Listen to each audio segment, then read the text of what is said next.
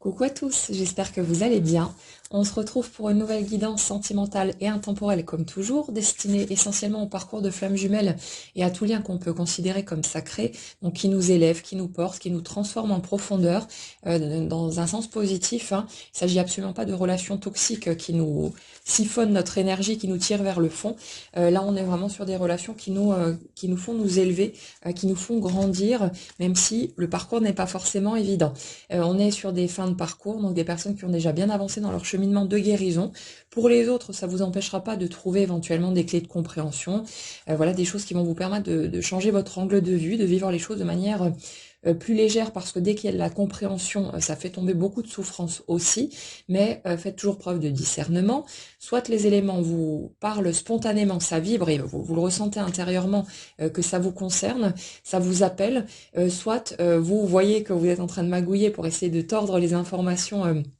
pour aller dans le sens qui vous arrange. Et là, le seul danger, c'est d'être dans l'attente et d'être déçu en ne voyant pas les choses bouger, ou alors pas encore, parce qu'il y a des étapes à franchir, que ça ne se fait pas comme ça en claquant des doigts, et que l'extérieur n'étant qu'un reflet de l'intérieur, vous ne pouvez pas vous attendre à ce que l'extérieur soit posé, magnifique, tout bien, si vous n'avez pas fait votre chemin de guérison et d'accueil de qui vous êtes, tout simplement. Donc il y a un cheminement à faire. Donc piochez dans les informations qui vous sont transmises, selon ce qui va vous parler, faites votre petit tri et laissez la vie faire son œuvre en sachant qu'elle va de toute façon nous amener toutes les circonstances, tous les éléments dont on aura besoin pour avancer vers ce qui nous tient le plus à cœur, et c'est inévitable. Pour commencer aujourd'hui, je vais vous partager une prise de conscience assez énorme qui est arrivée hier soir. Il y a quelques jours, je crois, dans la guidance, on était sur l'énergie de l'âme éveillée, la seconde, on avait ce schéma comment dire, d'une personne qui était toujours, qui avait toujours été tournée vers quelque chose de très concret, de très matériel, de très pratique, à faire des choix, si vous voulez, qui lui paraissaient sécurisant ou constructif, mais sans que ses choix soient posés sur le cœur et en alignement avec qui il était vraiment. On était sur ce genre de truc. Donc une personne qui, du coup, voyait son monde s'effondrer, tout qui se cassait la figure parce que c'était qu'un écho finalement de ses propres conflits intérieurs, hein. L'extérieur, c'est une forme de projection de ce qui se passe à l'intérieur de nous. Donc on était sur l'énergie d'une personne qui voyait tout se casser la figure autour de lui avec peut-être des trahisons même ou des choses, des imprévus ou des situations compliquées où en fait tout ce qui n'était pas posé sur de l'alignement se cassait la figure naturellement parce que ça pouvait plus tenir la route. Et hier, je crois, on parlait du fait justement dans la continuité de tout ça, du fait que cette personne, elle ne pouvait tout simplement plus vivre en dehors de son cœur parce que ça avait été beaucoup trop souffrant, que c'était creux, que c'était vide, et que là où il y avait eu pendant un certain temps un sentiment je dirais, de satisfaction éphémère, de victoire ponctuelle, cette personne se rendait compte qu'elle avait beau accumuler les victoires ou les biens matériels, tous ces trucs-là, réussir entre guillemets dans le sens de sa perception des choses à ce moment-là. Au début, c'était super, cool, ça fait avancer, ça fait du bien, en pensant que c'était ça le bonheur, et que cette personne finalement se rendait compte que maintenant, ses victoires avaient une espèce d'arrière-goût amer, parce qu'en fait, c'était toujours aussi vide à l'intérieur, parce que pas connecté sur le cœur. On était là-dessus. Et puis hier soir, je demande à mes guides pourquoi, malgré le fait de ressentir cet état presque de béatitude, de complétude, de joie, une grande partie du temps, pourquoi est-ce qu'il y a régulièrement encore un sentiment d'insatisfaction qui pointe le bout de son nez chez moi et qui fait que j'en reviens toujours à me dire ouais mais à quoi bon, tout ça pourquoi finalement, où est-ce qu'on va avec tout ce truc? Et puis là, j'ai le bloc d'informations qui arrive, comme c'est le cas habituellement, et je commence à toucher le truc, à percevoir cette énergie pour la réponse. Et je suis estomaquée de me rendre compte que ce schéma que je viens de vous décrire pour la m'éveiller la seconde, sur laquelle elle était en ce moment, en fait je l'ai vécu moi aussi, et qu'une fois encore l'autre est en parfait miroir finalement de nos propres énergies. Et je me suis rendu compte que dans mon système, étant l'énergie yin, donc qui fonctionne à l'intérieur, l'autre étant le yang qui fonctionne à l'extérieur, on schématise, hein, je me suis rendu compte que j'avais pas vu ce schéma sous cet angle parce que justement, là où pour mon jumeau, j'ai effectivement vu des choses qui pourraient correspondre à l'énergie décrite, où il y a des accumulations extérieures, une concentration sur le côté matériel, concret, pratique, etc. N'étant pas dans ce type de fonctionnement, je l'ai pas vu chez moi. Bon, sauf pour le nombre de tarots et d'oracles que j'ai à côté de moi, là on peut parler d'accumulation matérielle, mais pour le reste, ça fonctionne pas comme ça. Par contre, euh, ce que j'ai remarqué, c'est que depuis bien des années, j'ai passé le plus clair de mon temps à accumuler des connaissances, à me gaver de nouveaux éléments, de compréhension, à les tout décortiquer, tout creuser, à vraiment, chaque fois qu'un domaine m'intéressait vraiment, me passionnait, j'allais totalement ra- euh, rafler tout ce qui pouvait traiter du sujet, manger des livres à n'en plus finir, des vidéos, enfin bref, et accumuler du coup tout un tas d'éléments intérieurs pour pouvoir ensuite les comprendre, les décortiquer, les retransmettre, certes. Et là, dans ma vision des choses, j'étais persuadée finalement d'être dans ce partage, cette ouverture du cœur, ce machin et tout. Donc voilà, c'est passé totalement inaperçu. Mais je vois aujourd'hui que quand j'étais dans des partages par le passé, toutes les anciennes vidéos que j'ai pu faire, hein, d'ailleurs sur ma chaîne, pour parler loi d'attraction, tous ces trucs-là, euh, en fait, j'étais dans un partage, certes, mais où il y avait toujours une forme de barrière, de distance maintenue avec les autres, comme si, quelque part, je déversais froidement, entre guillemets, hein, les connaissances, les éléments dont je disposais pour pouvoir les partager, parce que j'en avais un besoin viscéral aussi, mais que quelque part, c'était comme si je ne m'impliquais jamais vraiment d'un point de vue humain par rapport à tout ça, et surtout que je ne dévoilais jamais aucun morceau de moi, de ceux que je jugeais, que je pointais du doigt et qui ne me paraissaient pas acceptables ou pas dignes d'amour, ce genre de truc. Et là, en fait, je m'aperçois vraiment que de ce côté-là, comme au niveau relationnel où bien que persuadée que j'étais à ce moment-là d'être dans cette ouverture du cœur, je me suis systématiquement retrouvée dans des relations où l'autre était plus attaché à moi que moi à lui, où quelque part il y avait, j'allais vers des personnes, bon, inconsciemment, hein, c'était pas un choix calculé, mais le résultat est le même, où j'allais inconsciemment vers des personnes qui ne me faisaient pas peur, qui avait, je dirais, une énergie moins forte que la mienne et où du coup, je pouvais rester dans le contrôle, dans la maîtrise et où finalement, à un certain niveau, je m'en rendais pas compte à ce moment-là, mais aujourd'hui je le vois clairement, où quelque part, il y avait une forme de conscience du fait que si jamais l'autre se barrait, ça allait peut-être piquer mon ego, mais je me relèverais de toute façon, puisque l'attachement au niveau du cœur était un attachement, on va dire, de dépendance affective et pas d'amour véritable. Et la seule fois finalement où je suis entrée dans un autre mécanisme, un véritable appel du cœur, du ventre, ben, c'était avec mon jumeau, et où là, pour une fois, alors que par le passé, à chaque fois que je dirais que je croisais une personne avec qui il aurait pu y avoir vraiment une vraie connexion, je partais en courant, en claquant la porte et sans regarder derrière moi, hein, sans plus jamais revenir en arrière. Mais là, c'est la seule fois où je n'ai pas pu le faire, bien que d'avoir essayé un certain nombre de fois, mais là où il y a vraiment cette ouverture du cœur et où quelque part, à partir du moment où ma nuit noire de l'âme a débuté, donc je dirais à peu près vers la période du printemps l'année dernière, à partir du moment de la séparation avec mon jumeau, là où tout a commencé à s'effondrer et où j'ai remarqué effectivement que tout ce qui n'était pas aligné sur mon essence profonde se cassait la figure. Et là où, par exemple, tous les anciens sujets que je partageais qui me passionnaient totalement, où j'étais au taquet par rapport à tout ça, où il y avait chaque fois cette énergie effectivement de plaisir, de bonheur à creuser les sujets parce que c'était totalement fascinant. Mais tous ces trucs-là, qui pourtant me passionnaient tellement, en fait, ne m'apportaient plus rien. Ou quand j'arrivais à pondre un malheureux article, c'était comme un pétard mouillé, parce il y avait plus cet élan du partage, il y avait plus ce plaisir, bah parce que c'était quelque part, comment dire, ma façon de me positionner là-dedans, faisait que j'étais pas totalement connectée en tant que moi, qui je suis vraiment, parce que j'étais à la fois sur cette notion de plaisir, mais qui restait toujours en surface. Et c'est comme si, à partir de cette nuit noire, je m'étais reconnectée finalement sur ce qui était essentiel, donc l'amour, et que tout ce qui n'était pas aligné là-dessus, était devenu totalement fade, totalement terne, sans saveur, et ne pouvait plus tenir la route. Donc tout s'est cassé la figure un point après l'autre, tout ce qui n'était pas aligné en tout cas. Euh, Jusqu'à pouvoir me recadrer et arriver à ce que vous connaissez aujourd'hui,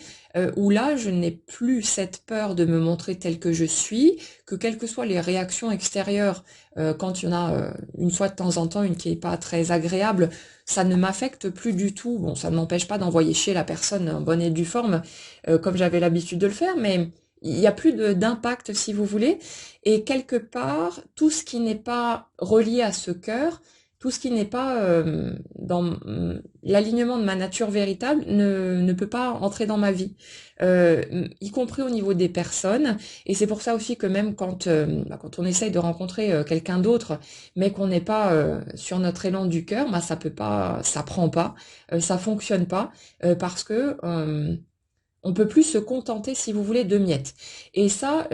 j'avais envie de vous le partager aussi. Déjà parce que je sais qu'il y a un certain nombre de personnes parmi vous qui vivent les mêmes étapes que moi. Donc peut-être que vous allez vous rendre compte que vous aussi, vous avez pu traverser ce type de schéma sans le voir, alors que l'autre, finalement, il est toujours en miroir de nous et que si on chope un truc chez l'autre, il y a toutes les chances qu'on le retrouve chez nous, même si ça s'exprime un petit peu différemment. Mais aussi pour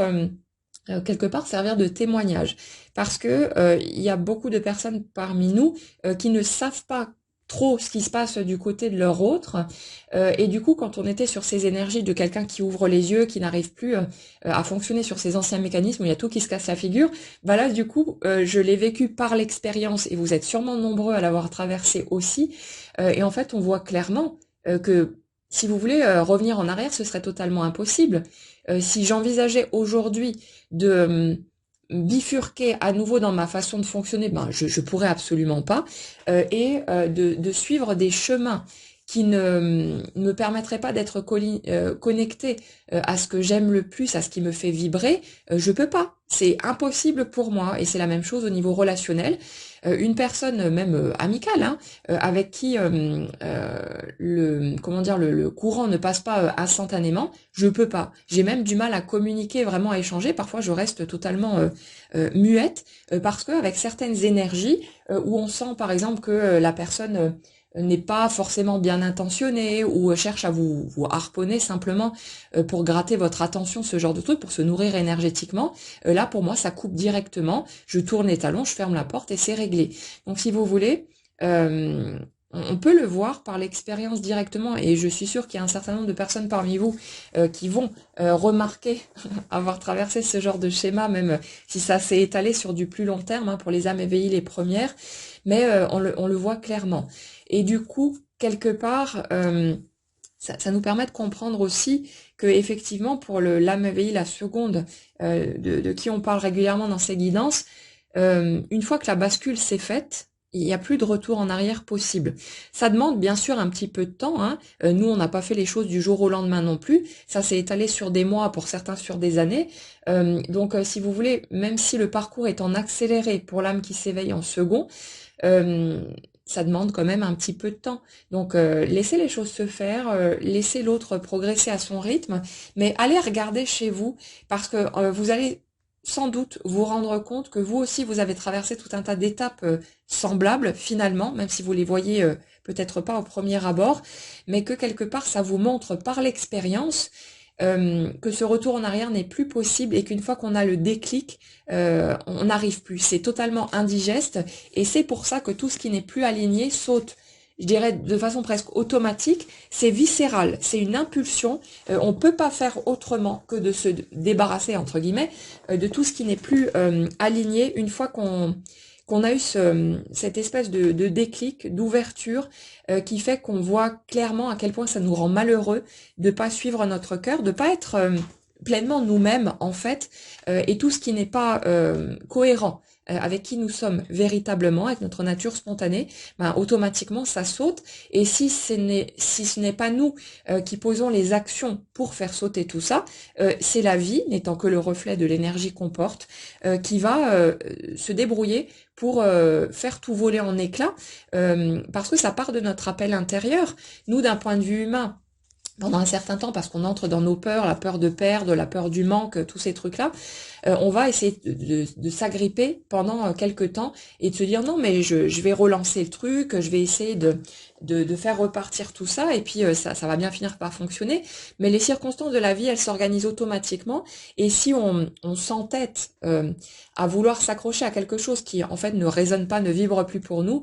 parce que on sait pas où on va, qu'on se sent paumé, qu'on n'a pas de visibilité si vous voulez sur les pas suivants, la vie va se débrouiller pour faire tout s'effondrer, pas pour nous emmerder, mais pour nous permettre de, comment dire, pour nous donner la possibilité de d'oser franchir un nouveau cap, d'explorer de nouvelles voies, d'essayer autre chose, pour qu'on soit libre tout simplement, pour qu'on puisse évoluer vers ce qui nous appellera vraiment. Et même si on y va à tâtons pendant un certain temps, qu'on sait pas trop, qu'on est perdu, et qu'on a besoin de ce temps aussi pour prendre soin de soi, parce que la nuit noire c'est pas de tout repos et c'est vrai que c'est pas évident à traverser, hein. Mais il y a vraiment tout qui s'organise, mais étape après étape, pour qu'on puisse se relever, qu'on ait les indices dont on a besoin pour pouvoir trouver notre chemin, et ça se fait automatiquement. Mais ça se fait pas aussi vite souvent que nous on le voudrait, parce que sinon on raterait des étapes de guérison, si vous voulez, ce que je constate de mon côté, c'est que les étapes de nuit noire où justement j'étais paumée, j'avais plus de point de repère, je savais plus ce que je voulais, j'avais plus envie de rien, où j'étais vraiment au fond du gouffre, hein. Ces étapes, elles étaient nécessaires pour que je puisse aller rencontrer ma douleur aussi face à la perte de l'autre à ce moment-là, que je puisse aller libérer tous ces trucs, parce que sinon j'aurais eu l'esprit occupé constamment, comme c'était le cas avant,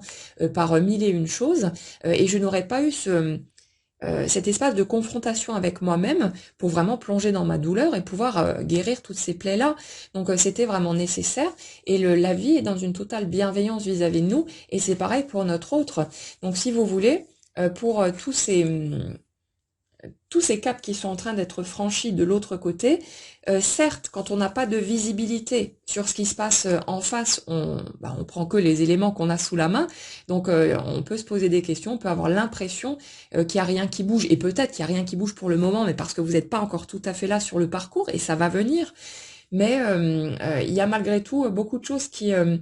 si vous voulez, c'est comme si on nous donnait les clés au fur et à mesure. Et de mon côté, c'est vrai que les guidances m'aident beaucoup à comprendre énormément de choses, sur moi-même, sur mon autre, sur le parcours aussi. Et que souvent, sur le coup, quand je vous les transmets, je vais être là en mode ouais non, ça me concerne pas, ou ce genre de truc. Mais pour me rendre compte quelques jours ou quelques semaines plus tard qu'en fait, on m'avait filé les clés et que je les avais pas vues. Donc on nous donne d'une manière ou d'une autre, par les voies qui sont accessibles pour nous, tous les éléments dont on pourra avoir besoin pour cheminer, pour se rencontrer soi-même, apprendre à reconnaître l'être humain qu'on est, et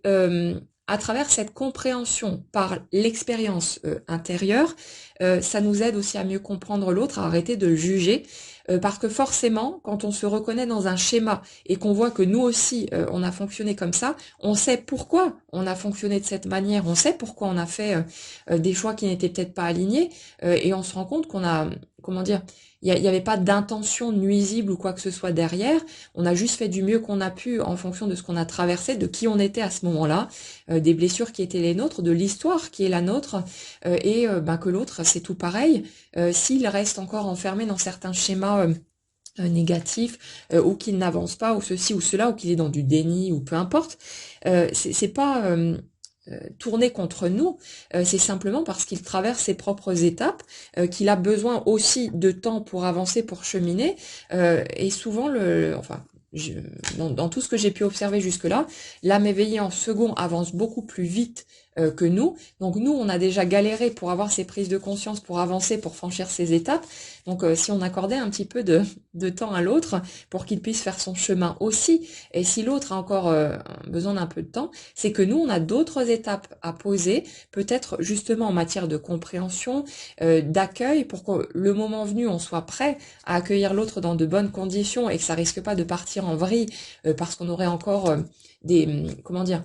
des incompréhensions, certains éléments qui feraient qu'on ne pourrait pas se mettre à la place de l'autre et qu'on risquerait d'exploser au moindre petit grain de sable. Donc si vous voulez, c'est vraiment approprié par rapport au parcours de chacun et c'est vraiment, vraiment pas pour nous emmerder, pour nous faire patienter comme si c'était une petite épreuve gratuite comme ça, juste pour vérifier si on est capable ou non. C'est pas une question de ça, c'est vraiment une question du chemin le plus judicieux, adapté totalement au millimètre près au parcours de chacun d'entre nous en fonction de ce qui sera le plus constructif ou en tout cas le moins souffrant possible malgré tout pour nous permettre de faire cette route et d'aller vers ce qu'on souhaite vraiment. Voilà. Alors pour en revenir maintenant aux énergies qu'on a aujourd'hui, on est vraiment sur sur l'énergie de quelqu'un qui c'est comme un élastique sur lequel on tire. On a tiré sur l'élastique et d'un coup on le lâche et le machin est propulsé en avant, vous savez, en mode catapulte. Il y a un peu une énergie comme ça. Comme si cette personne, là je suis plutôt sur les âmes éveillées en second, mais on va les chercher chez nous aussi si ça ne nous parle pas, hein, tant qu'à faire. Mais comme, ouais, c'est un truc un petit peu bizarre de quelqu'un qui est resté dans la retenue aussi longtemps qu'il a pu, qui s'est justement contenu, qui a tenté de maîtriser, de contrôler, de retenir un élan naturel. Mais c'est vraiment cette image de l'élastique, le truc qu'on a tiré au maximum. Mais là, c'est comme si l'élastique il tenait plus et qu'on était obligé de lâcher parce qu'il n'y a plus de force, il n'y a plus d'énergie pour retenir. Et que du coup, la propulsion, elle va être l'inversement proportionnel de la stagnation qui a eu lieu avant. Et là, du coup, c'est comme si on nous préparait finalement à cette accélération fulgurante. Et ça fait un petit moment qu'on a des choses comme ça qui ressortent. Parce que ce qu'on nous dit ici, c'est que quand le train va se mettre en marche, ce sera pas un mode train qui avance progressivement, mais ce sera plutôt la voiture de course qui monte à 200 en un rien de temps, un truc comme ça. On est vraiment dans dans une forme d'accélération, mais vraiment très puissante. Il y a comme un truc...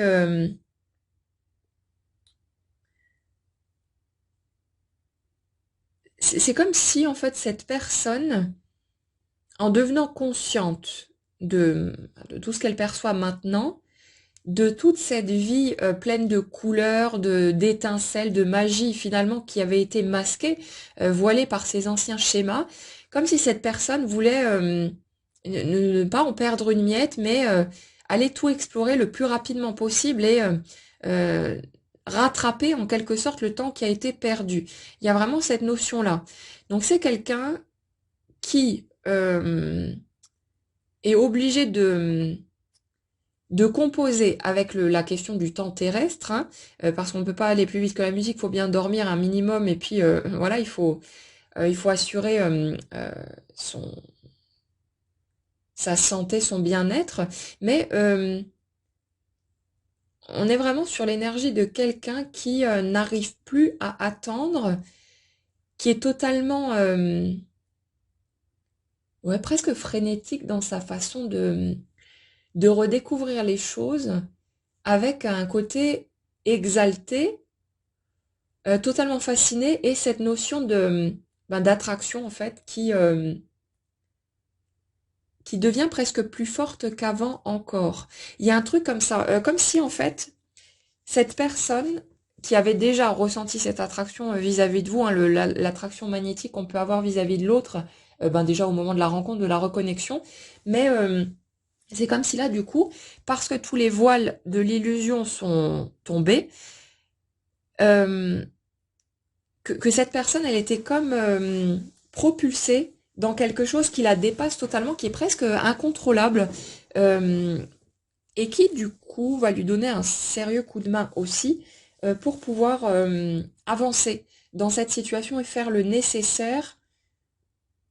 pour pouvoir rétablir le lien. On est sur l'énergie de quelqu'un qui a encore un peu la trouille, qui quelqu'un qui avance sur comme un sol gelé, imaginez un lac gelé en fait, quelqu'un qui sait qu'il doit traverser parce qu'il y a ce qu'il souhaite le plus de l'autre côté, mais qui a un petit peu peur, qui fait des pas hésitants parce qu'il a peur que la glace en dessous craque et qu'il tombe dans l'eau gelée. Il y a un truc comme ça.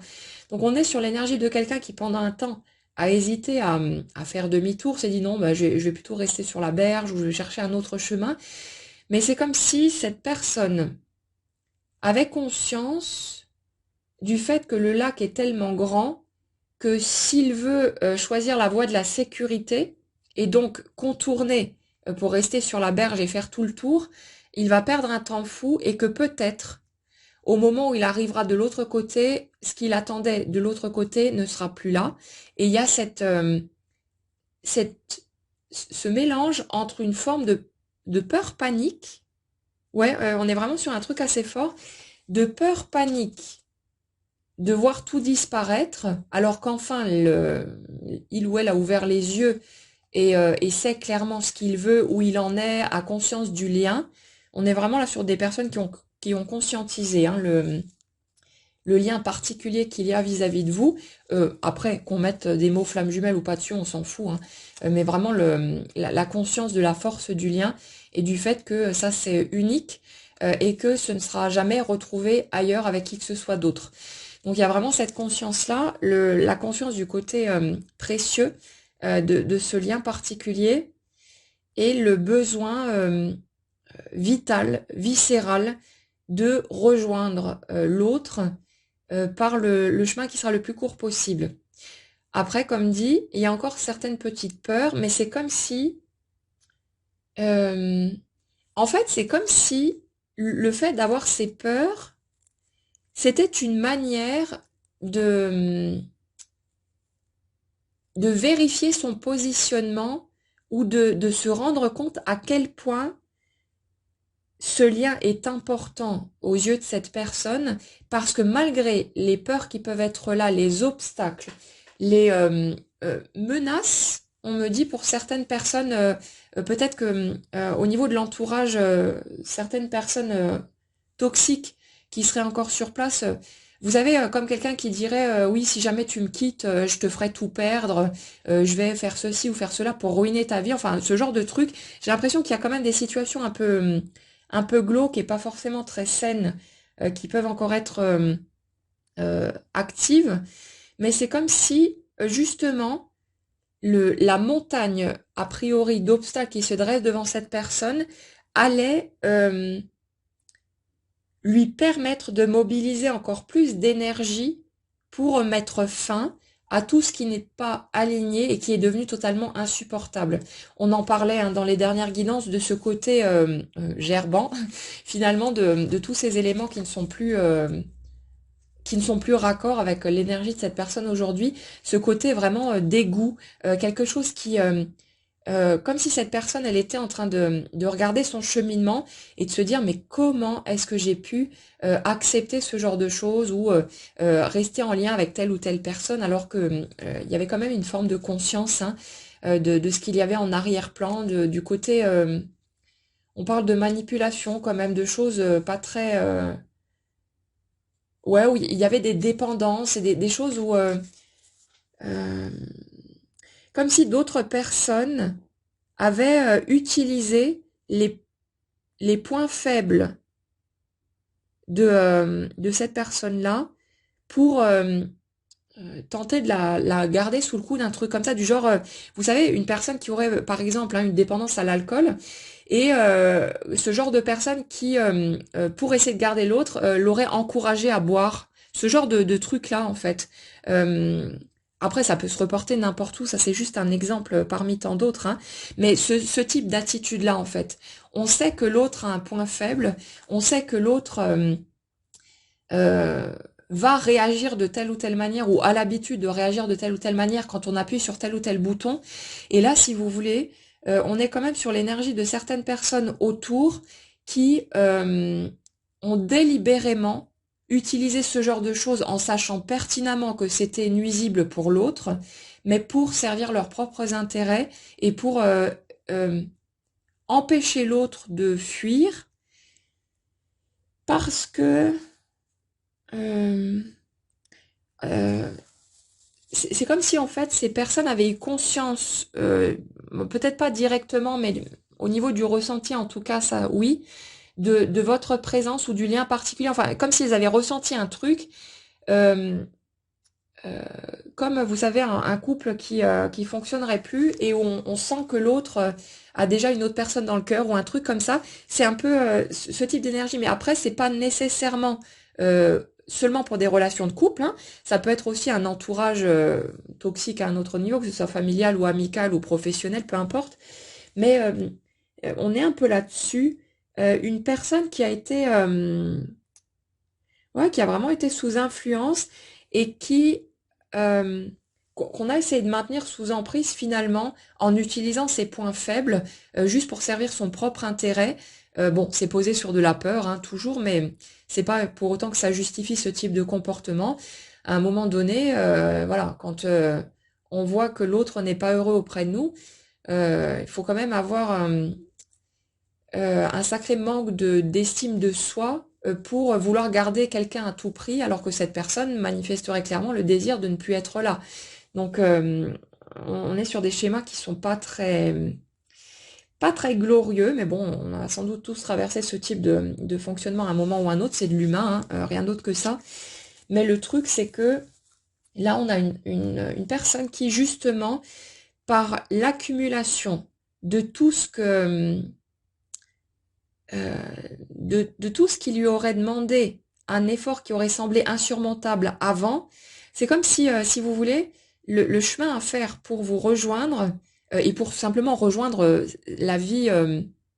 dont il rêve, hein, dans l'ensemble, pour l'alignement total, c'est comme si cette personne, pendant un certain temps, s'était tellement dévalorisée finalement et pensait pas à la hauteur, ce genre de truc, qu'elle s'était laissée démonter par la taille a priori gigantesque des obstacles qu'il y aurait à surmonter, de tout ce qu'il y aurait à faire pour pouvoir vous rejoindre et vivre la vie dont il rêve. Euh, Cette personne s'est servie plus ou moins de ça comme excuse en se disant non, bah c'est trop compliqué, c'est trop difficile, ça fait trop peur. Voilà, c'est humain, ça aussi. Et c'était juste pendant un certain temps, puisqu'au niveau énergétique, il fallait ce temps de blocage de toute façon pour que l'âme éveillée, la première, puisse faire son cheminement. Donc tout est cohérent, tout est juste d'un point de vue énergétique. D'un point de vue humain, cela dit,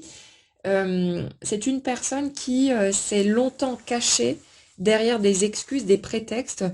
en se disant non, de toute façon, c'est beaucoup trop compliqué, j'y arriverai jamais, peu importe les efforts que je fais, je sortirai jamais de là, je peux pas y arriver. Une personne d'ailleurs qui était persuadée intérieurement qu'elle était pas à la hauteur et que de toute façon, même si par miracle elle devait arriver à surmonter tous ces obstacles, jamais de la vie euh,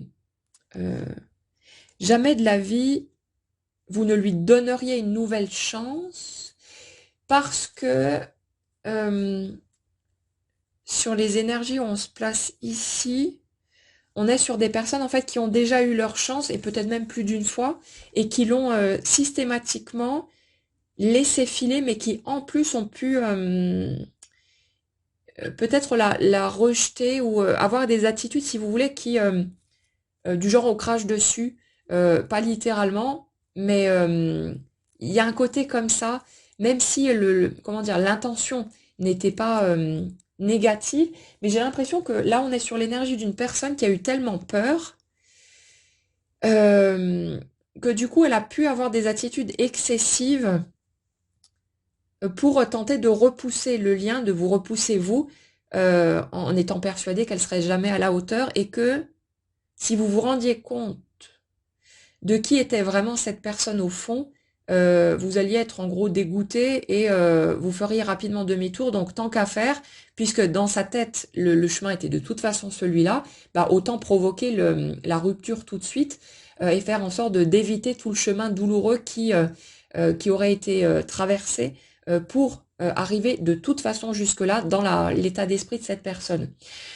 Donc là, si vous voulez, on a quelqu'un qui s'est longtemps caché derrière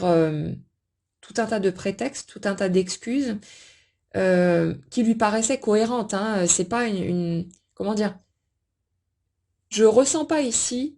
une personne qui aurait vu de façon très claire que de toute façon c'était possible d'y arriver et qui aurait tourné les talons en étant conscient de ça. Là, j'ai vraiment l'état d'esprit d'une personne qui était vraiment convaincue dans ses tripes qu'il n'y avait pas moyen et que même si miraculeusement euh, on avait ouvert cette porte, que de toute façon, vous vous seriez rapidement aperçu qu'en gros l'autre n'en valait pas la peine et que vous alliez le jeter et puis voir que vous étiez planté, que ceci, que cela. Lui se serait rendu compte, lui ou elle, du fait que l'amour finalement que vous lui portiez n'était pas vraiment de l'amour, que c'était une forme d'illusion, un truc comme ça. On est vraiment sur une personne qui était persuadée de ça, que c'était pas réel et c'est comme si la coupure avait été nécessaire pour que vous puissiez vérifier par l'expérience que quoi qu'il arrive, quel que soit le comportement de l'autre, c'est pas de l'attachement comme ça a pu être le cas par le passé, un attachement qui aurait été plus fort qu'un autre, hein, et un truc où vous auriez fini par peut-être vous dire ouais non l'autre c'est qu'un connard, allez c'est bon, vous claquez rageusement la porte et vous finissez par vous demander mais comment est-ce que j'ai pu m'intéresser à cette personne. Je pense qu'on a tous vécu ce genre de situation où on est passé par cette colère pour arriver à se détacher, mais c'était parce que notre ego était blessé, hein. C'est de la je dirais que c'est plus une forme de vexation que de vraie douleur abyssale parce qu'on aurait perdu l'amour de notre vie. C'est plus une question d'être piqué dans sa fierté quand il y a une rupture et on finit par, d'une certaine manière, on va dire, reprendre le pouvoir sur soi en dénigrant l'autre, en lui trouvant tous les défauts du monde et en se disant, oh mon Dieu, mais comment est-ce que j'ai fait pour vouloir être avec cette personne? Elle est tellement nulle, enfin ce genre de truc. Voilà, c'est le schéma classique de dépendance affective, hein. Après, bon, quand on peut vivre d'autres relations, on va pas passer par là, on va être un peu plus conscient déjà, on va être dans une forme d'attachement, même de lien sincère, quand on fait un chemin avec des âmes sœurs notamment, mais où voilà, on devient simplement conscient du fait que l'autre n'était pas la personne qui nous convenait réellement, et qu'on a été dans une forme d'illusion où que c'était juste une étape sur le parcours, et puis voilà. Mais là, si vous voulez, c'est comme si ce temps de coupure, ce temps de pause, avait été nécessaire pour que vous puissiez vous rendre compte par l'expérience, avoir une espèce de preuve que ben non, c'était pas de l'attachement et que l'autre avait beau peut-être avoir eu des comportements qu'on aurait pu qualifier d'assez négatifs, on va dire ça comme ça, qu'en fait ça changeait rien pour vous, que vous n'arriviez pas à rester dans la colère, dans le ressentiment, dans le fait de juger l'autre, parce qu'il y avait toujours cet amour qui refaisait surface et qui venait recouvrir le tout, qu'il était impossible à étouffer, qu'il était impossible à couper, malgré tous les efforts qu'on a pu y mettre, et je pense que vous serez nombreux à pouvoir témoigner de ces efforts qu'on a pu faire pour tenter de dégager l'autre de notre tête, de notre cœur. On se rend compte qu'on n'y arrive pas, et si vous voulez, sans ce temps écoulé, on n'aurait pas pu avoir vraiment conscience de ça et de vraiment voir que c'était de l'amour véritable, que ça n'avait effectivement rien à voir avec ce qui a été connu avant. Et pour l'âme éveillée en second, enfin en tout cas pour la seconde énergie que j'ai ici, c'est comme si ce temps avait été nécessaire pour qu'il sorte de son déni, qu'il soit obligé à un moment donné de constater par l'expérience là encore que là où il a pu penser que ce n'était peut-être que de l'attraction sexuelle ou physique, hein, ou même intellectuelle, ou peu importe, une forme d'attraction, on va dire, superficielle, où cette personne a pu se dire que c'était peut-être Je sais pas, un truc qui aurait pu être posé sur un interdit aussi, parce que dans les parcours de flammes jumelles, on a souvent des décalages, que ce soit au niveau de l'âge, de la culture, de la religion, de tout un tas de trucs en fait, comme si euh, cette personne s'était dit que c'était le côté ouais, le côté interdit, le côté pas pour moi, le fait que si vous voulez vous ne correspondiez pas à ces critères habituels et qu'il y ait tout un tas de différences entre vous qui aurait été une espèce de fantasme, un truc comme ça. Ouais, là je suis sur l'énergie d'une personne qui pendant longtemps s'est plus ou moins dit que non, mais si je ressens un truc aussi fort, c'est juste, ouais, c'est juste parce que parce que ça vient mettre du piment par rapport à ma petite routine, un truc comme ça. Comme si cette personne avait cherché à se convaincre que non, mais c'est juste ça, quoi, en fait, c'est rien de plus, sans arriver à comprendre pour autant l'intensité du lien ou ce qui lui arrivait. Mais j'ai vraiment euh, le truc de mettre du déni, mais de façon acharnée là-dessus, euh, de chercher à fuir par tous les moyens en argumentant de toutes les façons possibles pour tenter de se convaincre. Euh, mais cette personne, parce que le temps a passé, parce qu'aussi peut-être d'autres situations ont été vécues qui, par contraste, lui ont permis de se rendre compte de ce qui se passait réellement, à cause de cette séparation et du fait que cette personne n'arrive pas à vous zapper et que quoi qu'elle ait pu tenter dans sa vie pour essayer de vous oublier, elle se rend bien compte que vous êtes unique et qu'elle n'arrive pas du tout à vous sortir de son cœur non plus. Et le fait justement que cette personne soit en pleine réouverture du cœur pour vraiment arrêter de se planquer derrière des carapaces et des faux semblants, ben du coup c'est comme si ça ravivait tout de l'admettre. Si vous voulez, là pour l'énergie de cette personne-là, c'est quelqu'un qui, en se débattant contre ce qui était ressenti en cherchant des arguments, on va dire, logiques à coller dessus, du genre c'est juste un fantasme, c'est à cause de l'interdit, ce genre de truc, avait réussi pendant un temps à étouffer partiellement ce qui était ressenti. C'était toujours là, c'était inratable, mais cette personne, en s'occupant la tête ailleurs et en faisant en sorte de ouais, des personnes qui ont pu plonger la tête dans le travail à fond la caisse ou dans d'autres relations, dans d'autres situations pour être toujours occupées et ne pas aller regarder à l'intérieur. C'est comme si ces personnes, en voyant leur monde s'effondrer et donc en étant automatiquement dans des situations où là du coup elles ne pouvaient plus fuir en cherchant à s'occuper de mille et une manières possibles, mais où il n'y avait plus d'envie non plus de le faire, où ces personnes se retrouvent face à leurs sentiments et c'est comme si le fait de reconnaître ce qui se passe à l'intérieur faisait exploser tout ce qui avait été mis en déni. En fait, c'est comme si ces sentiments très forts avaient été comme mis dans une boîte, comme si, imaginez que l'amour puisse faire du bruit, une belle musique, hein, euh, qui pulse très fort, qui pulse aussi fort que ce qu'on ressent dans notre cœur. C'est comme si cette personne avait tenté de mettre cet amour dans une boîte, une première boîte en carton, et puis elle n'arrivait pas à ne plus entendre le truc, donc on met une espèce de coffre avec du capitonnage, un truc insonorisé. On l'entend un peu moins fort, mais on l'entend toujours. Et c'est comme si cette personne s'était évertuée à trouver des boîtes toujours mieux isolées, mieux insonorisées pour ne plus entendre cette musique, et que pendant un temps, elle avait réussi à se persuader que ça y est, j'ai réussi, machin et tout, c'est bon, je vais pouvoir passer à autre chose, mais que systématiquement, dans ces moments-là, il y a des circonstances ou des événements, quelque chose qui est venu lui remettre en pleine face ce qu'il cherchait à occulter. Ça peut être par exemple cette personne est dans son mode ça y est c'est bon j'ai réussi victoire j'ai réussi à étouffer tout ça finalement c'était qu'une illusion et puis soudain elle entend votre prénom dans un film à la télé ou un truc comme ça ou alors il y a autre chose qui se passe et qui fait que ça fait écho à quelque chose qui vous lie tous les deux à un souvenir commun ou ce genre de choses et en fait c'est comme si à chaque fois que cette personne avait cru s'être débarrassé de vous, en quelque sorte, que la vie était venue lui remettre quelque chose sous le nez pour vous rappeler à son bon souvenir, et que là, du coup, cette personne, à chaque fois, ça avait ben,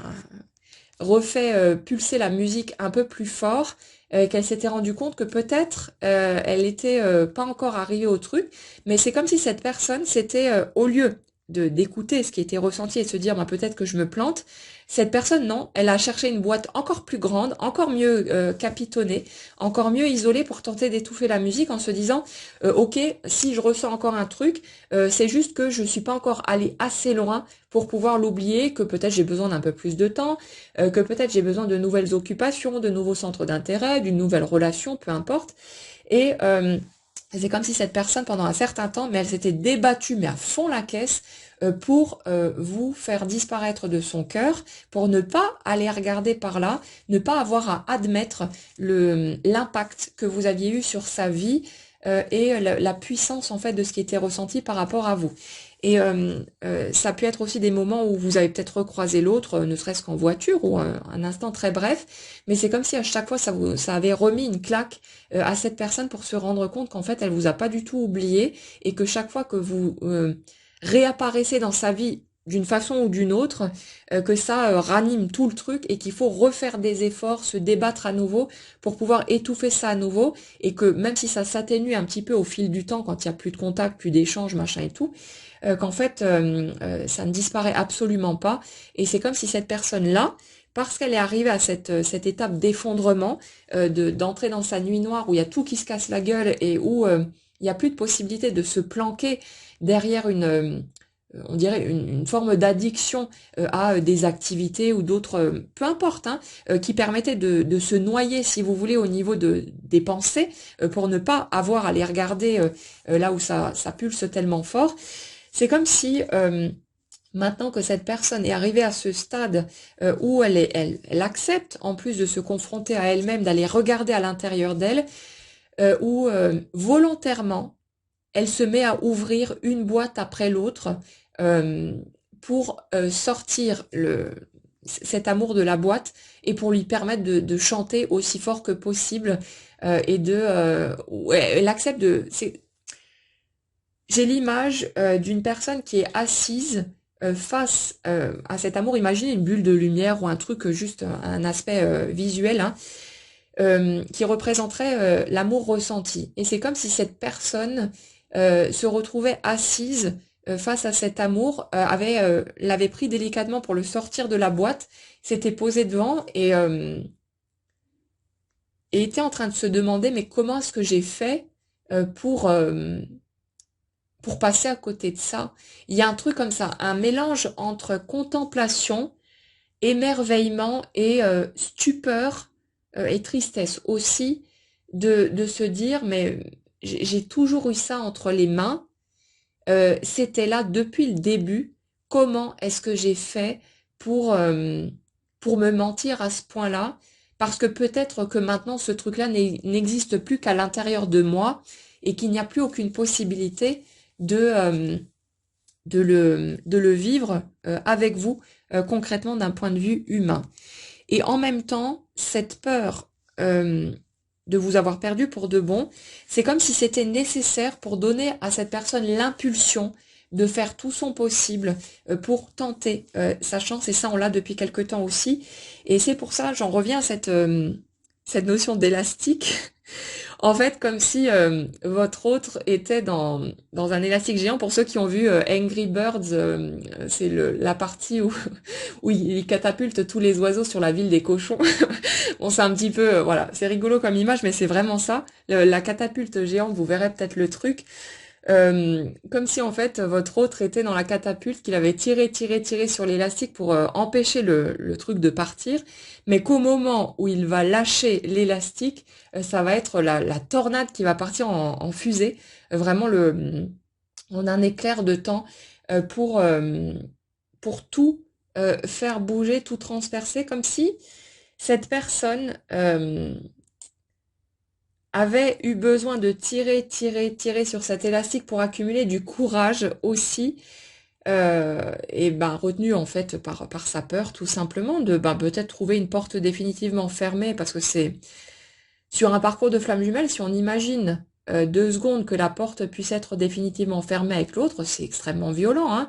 C'est très douloureux à vivre. Au bout d'un moment, on finit par s'incliner parce que les circonstances font que on peut plus rester dans l'attente, on a besoin de se tourner vers soi et de lâcher prise. Donc ça se fait automatiquement quand on est prêt. Mais le fait d'envisager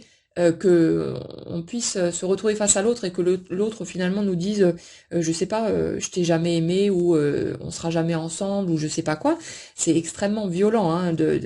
on n'arrive pas à concevoir sa vie sans l'autre en fait. On arrive à concevoir que on puisse avoir besoin de temps, de guérir ses blessures, de franchir des étapes, tous ces trucs-là. Mais quelque part, on est toujours porté par ce souhait, par cet espoir de pouvoir à un moment donné être prêt à se réunir avec l'autre. C'est quelque chose qui n'est pas envisageable, qu'on n'arrive pas à accepter, de pouvoir que l'autre sorte définitivement de notre route, hein. Donc, si vous voulez, cette personne, pendant un certain temps, elle s'est laissée freiner par ses peurs, par sa peur de trouver une porte close. Mais là, c'est comme si la peur, en fait, de vous avoir perdu pour de bon était ce qui va servir de moteur à cette personne pour se dire, ben, de toute façon, si c'est foutu d'avance, j'ai plus rien à perdre à y aller, à exprimer ma vérité, parce que au moins, peut-être, que ça me permettra de trouver un minimum de paix à l'intérieur de moi, mais j'ai plus rien à perdre, en fait. Il y a vraiment ce côté-là, ce côté un peu désespéré, qui quelque part va donner l'impulsion nécessaire pour accepter de lâcher l'élastique, comme si oui, cette personne avait été tellement dans la retenue à cause de ses peurs, mais que là, la peur atteignait une telle puissance que finalement, cette personne, euh, comme par désespoir, on avait cette notion d'accepter de mourir à soi-même, et il y a un truc comme ça. C'est comme si cette personne était capable de dire oui à ça, et de se dire, ben ok, si vraiment ça doit être comme ça, ben je vais au moins faire le mon possible pour être juste envers moi-même et pour exprimer ma vérité. Euh,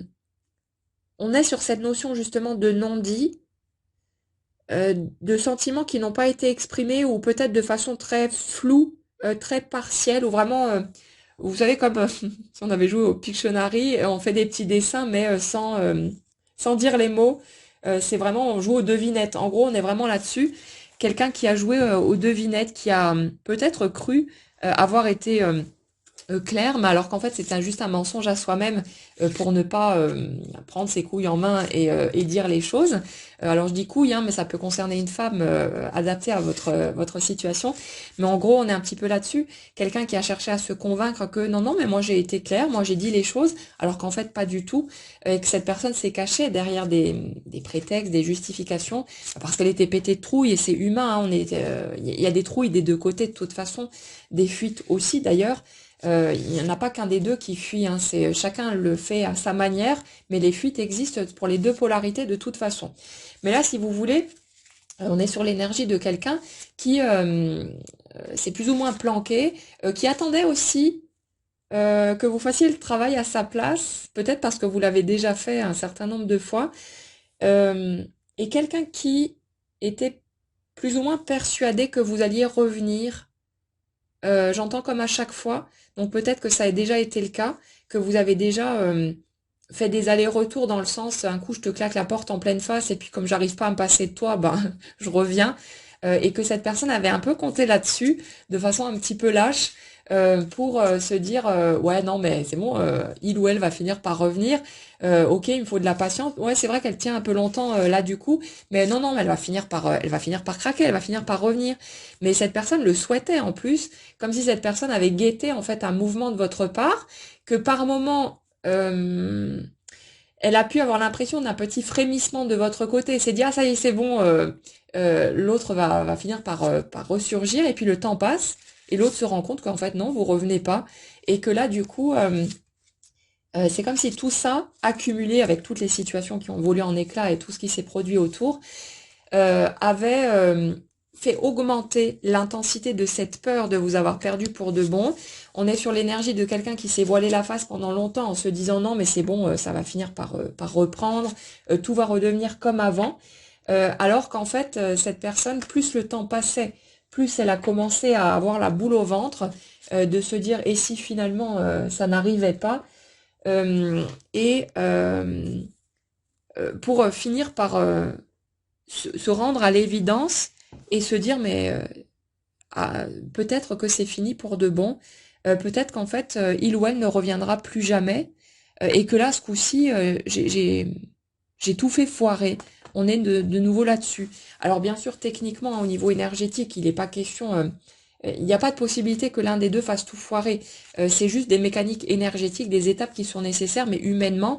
bien sûr qu'on peut avoir ce sentiment hein, d'avoir tout gâché, de ne pas avoir fait ou dit ce qu'il fallait, mais c'est juste une impression. Donc vous prenez pas la tête si vous êtes là-dedans. C'est juste un sentiment, une façon dont on filtre la réalité, mais au niveau énergétique, non, on n'est pas là-dessus du tout. C'est des mécaniques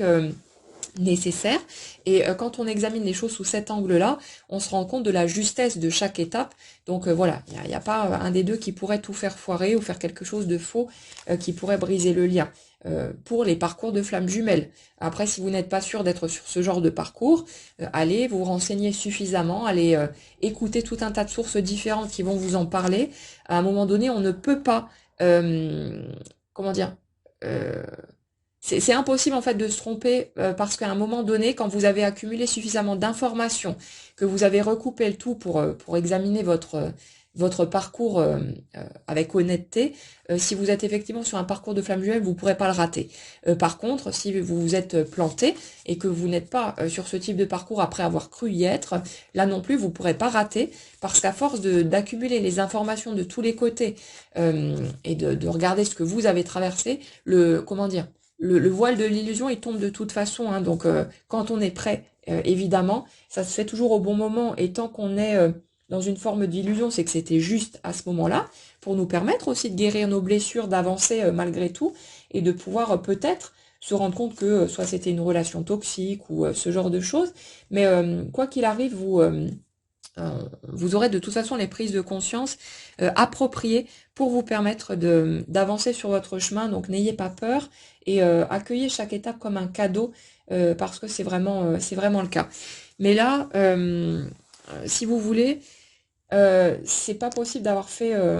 foirer la relation, mais c'est comme si en fait ce temps qui passe avait permis à cette personne de prendre conscience vraiment, de faire face à la puissance de ce qu'il ressent, comme si pendant longtemps on avait quelqu'un donc qui avait été dans le déni, dans le refus d'écouter tout ça, et puis avait juste fait accumuler une énergie folle pour tenter d'enfermer toujours plus loin cet amour et de se dire il va finir par étouffer, par disparaître. Mais là, on arrive sur une étape où cette personne, ben, parce qu'elle a vu tout son monde s'effondrer et qu'elle a fini par accepter de laisser aller ses carapaces, ses mensonges, ses dénis, ses masques, tout son bordel, fait face maintenant à la puissance de cet amour-là et à la peur aussi puissante que cet amour de vous avoir perdu pour de bon, d'avoir raté sa chance, d'avoir eu ben, en gros la chance de sa vie entre les mains pendant tout ce temps et de l'avoir piétiné, d'avoir tout fait en plus en étant conscient d'avoir tout fait pour tenter de s'en débarrasser. Et on a une personne qui est vraiment très euh, ouais, sidérée par, par son déni, par son propre déni, quelqu'un qui regarde en face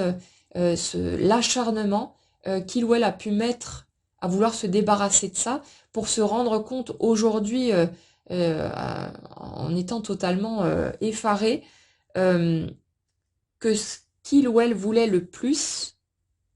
il a délibérément agi pour essayer de s'en débarrasser et pour tenter de vous faire renoncer aussi en vous rejetant ou en agissant de telle ou telle manière pour que vous tourniez les talons. Et c'est une personne qui, du coup, bah, quelque part par désespoir, mais ça va être productif, va être tellement abattu par l'idée que peut-être il a délibérément provoqué la fin de toute possibilité avec vous, bah, que cette personne justement va, par désespoir, euh, être en mode j'ai plus rien à perdre et trouver du coup l'énergie pour passer à l'action alors que cette personne, à cause de ses peurs, a tourné en rond pendant longtemps pour ne pas faire quoi que ce soit pour tendre la main ou pour dire les choses. Alors ce sera chacun à sa manière, hein, tout le monde ne va pas le faire de la même façon, bien évidemment. Ce sera adapté au parcours de chacun. Mais là, on a vraiment quelqu'un qui va se débrouiller pour, euh, pour exprimer les choses. Alors peut-être pas de façon directe, mais pour d'une manière ou d'une autre, pour dire de toute façon, pour mettre les choses, ou faire un premier pas en tout cas, euh, pour pouvoir sortir ce truc-là, parce que c'est juste intenable. Euh, à un moment donné, quand c'est tellement fort, tellement puissant,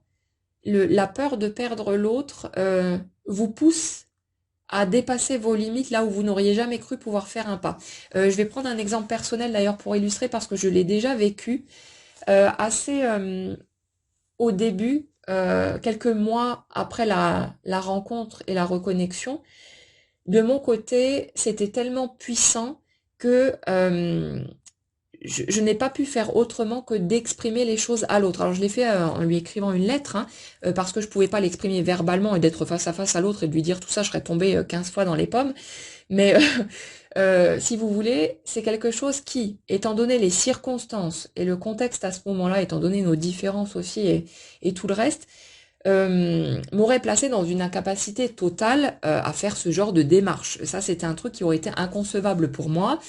En plus, par rapport à ce que j'ai pu vivre par le passé, j'étais tellement carapacée et blindée de chez blindée que ouvrir mon cœur à quelqu'un, non mais c'est bon, jamais de la vie, je recommence plus jamais. J'étais vraiment là-dessus, mais à un moment donné, c'est devenu tellement puissant et la peur justement de passer à côté de cette histoire parce que j'aurais pas exprimé les choses et que je me disais que peut-être l'autre, si il n'avait pas la moindre idée de ce qui se passait, ben jamais de la vie, il viendrait vers moi. Si vous voulez, ça m'a fait dépasser toutes mes limites en écrivant cette lettre. J'ai tourné autour du pot pendant longtemps, hein. J'ai passé des semaines à ne plus arriver à dormir la nuit, mais vraiment, hein, je dormais très très peu. C'était épuisant, jusqu'à ce qu'à un moment donné, j'étais tellement lessivée, tellement épuisée, que j'ai fini par en parler à une connaissance commune d'abord. J'ai fini par craquer, mais cette connaissance commune m'a facilité la tâche, mais j'ai demandé, hein. J'ai prié pour avoir cette occasion de pouvoir le lui dire et que ça m'ouvre la brèche. Donc il y a eu une première possibilité par là de pouvoir exprimer les choses, mais après j'ai eu besoin d'aller plus loin que ça et d'exprimer directement les choses. Donc c'est cette connaissance commune qui a transmis la lettre parce que moi directement j'aurais pas pu. C'était trop difficile, c'était trop flippant, mais je l'ai fait, mais jamais de la vie j'aurais cru pouvoir faire ça. Mais c'était juste que j'étais tellement mal que ça poussait tellement fort ce besoin d'exprimer les choses que je n'aurais pas pu euh, retrouver un semblant de sérénité si j'avais pas au moins fait cette démarche, quitte à ce que l'autre m'envoie chier ou quoi que ce soit, ce qui n'a pas été le cas, mais j'aurais été prête à prendre ce risque-là. C'était devenu tellement souffrant de ne pas exprimer les choses que j'ai plus d'autre choix que de le faire à ma manière, avec mes méthodes, avec ma façon, voilà, adaptée à qui j'étais, à mes capacités du moment. Mais ça, comment dire, quand on arrive à ce stade euh, ouais, d'épuisement, d'anéantissement, on va dire ça comme ça, le truc devient tellement fort dans la douleur que vous n'avez plus d'autre choix à un moment donné que d'abdiquer et de faire le nécessaire à votre manière, à votre sauce, hein, mais il y a vraiment ce truc-là. Et là, je retrouve cette énergie-là pour l'âme éveillée, la seconde, qui entre dans une telle phase ouais, d'anéantissement, on peut vraiment dire ça, de désespoir, de stupeur, que cette personne, elle va pas avoir d'autre choix que de faire quelque chose à sa manière, voilà, avec ses capacités, mais où elle ne va pas avoir d'autre choix que de faire quelque chose pour au moins, au minimum, exprimer sa vérité, quitte à ce que vous lui renvoyez un missile par rapport à ça, mais c'est quelqu'un qui est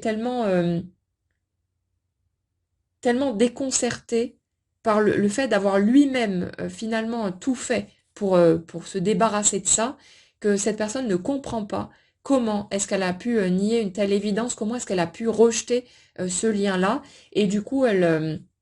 il y a vraiment cette énergie ouais, du désespoir, il y a pas d'autre mot. C'est vraiment ce côté très... j'abandonne toutes mes résistances, toutes mes barrières, parce que cet amour est plus fort que tout. Je ne peux pas faire autrement que de regarder dans ta direction. Je ne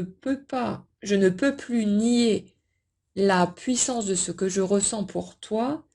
Et c'est ça, finalement, cette peur, hein, de vous avoir perdu pour de bon, de vous voir peut-être faire votre vie sans lui ou sans elle, et d'avoir tout perdu, et en plus d'y avoir participé activement, qui va pousser cette personne à trouver le courage. Mais j'ai même pas envie de dire trouver le courage, c'est comme si le courage, il venait tout seul, en fait.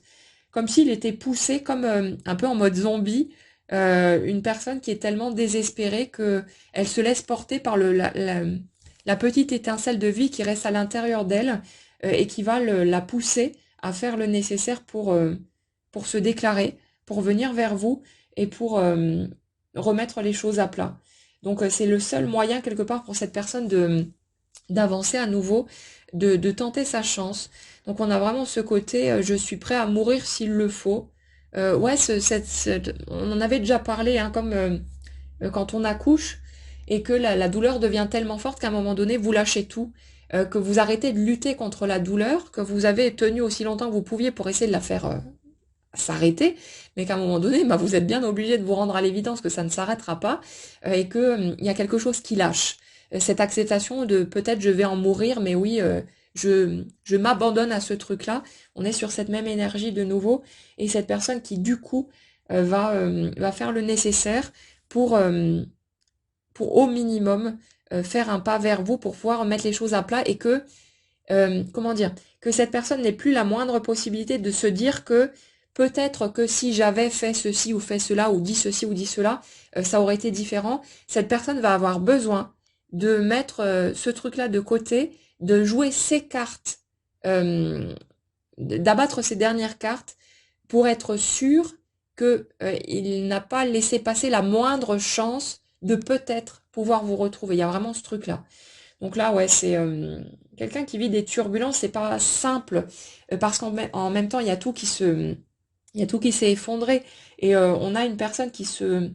débat plus ou moins aussi. On parle toujours quand même de trucs cachés, de secrets, qui peuvent être liés aussi à de la dépendance, ou à des addictions, ou à des choses dont cette personne n'est pas fière, mais que ben, de votre côté, vous seriez tout à fait en mesure de comprendre, parce que vous avez suffisamment de recul sur l'être humain que vous êtes pour ne plus être dans ce jugement, mais on a vraiment l'impression de quelqu'un qui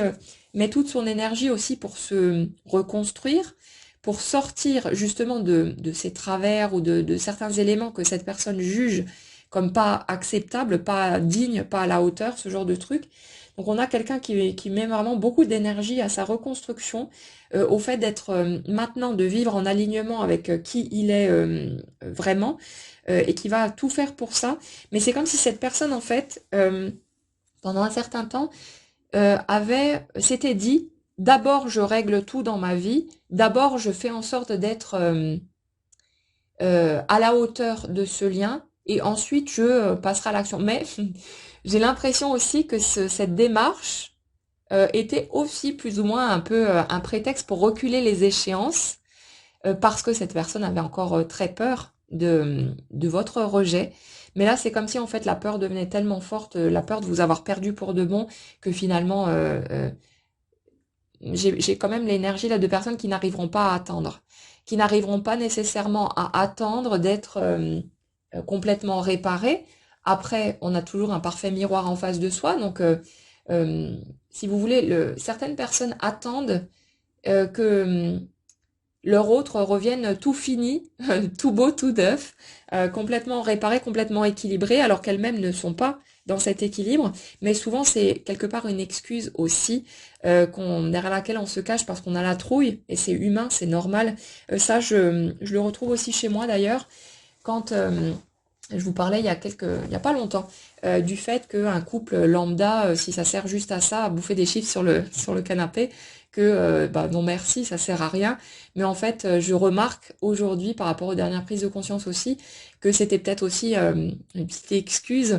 parce que ben j'avais encore peur de plonger, d'y aller une bonne fois pour toutes, et de peut-être, je sais pas, être ben, soit déçue parce que j'allais trouver derrière, me rendant compte que le bonheur n'était toujours pas là, ou ce genre de peur illusoire qu'on peut avoir, ce genre de truc,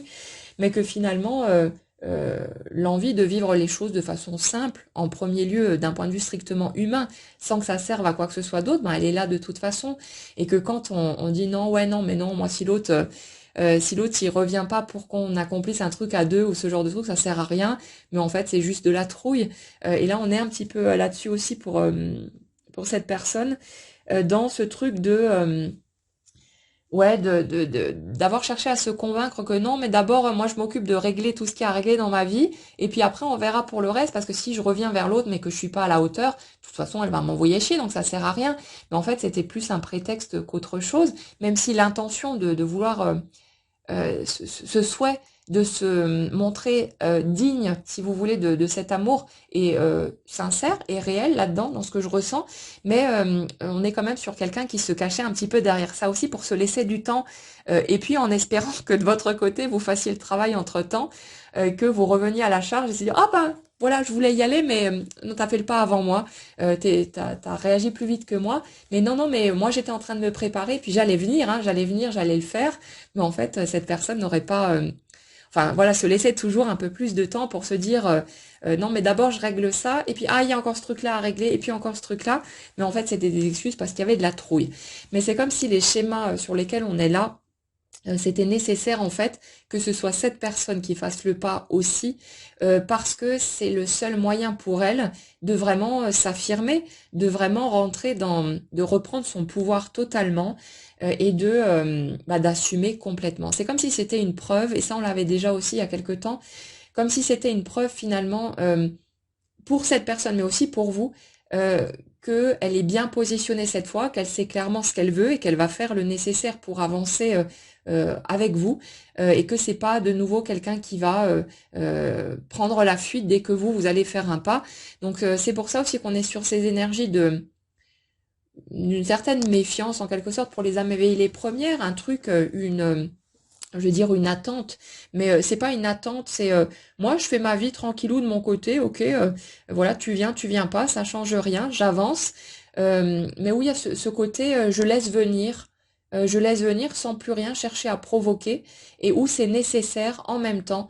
sur les énergies sur lesquelles on est ici, pour que cette âme éveillée en second assume totalement et ne se planque plus d'aucune façon derrière des prétextes ou du genre ah ben t'as fait le pas avant moi donc j'ai pas besoin de le faire. Non, non, là cette personne elle n'aura pas d'autre choix que de prendre les choses en main et de faire ce pas elle-même, à sa manière, à sa façon. Ce sera peut-être un peu maladroit ou voilà, on s'en fout, mais c'est comme si ça, les circonstances s'orchestraient pour que cette personne n'ait aucune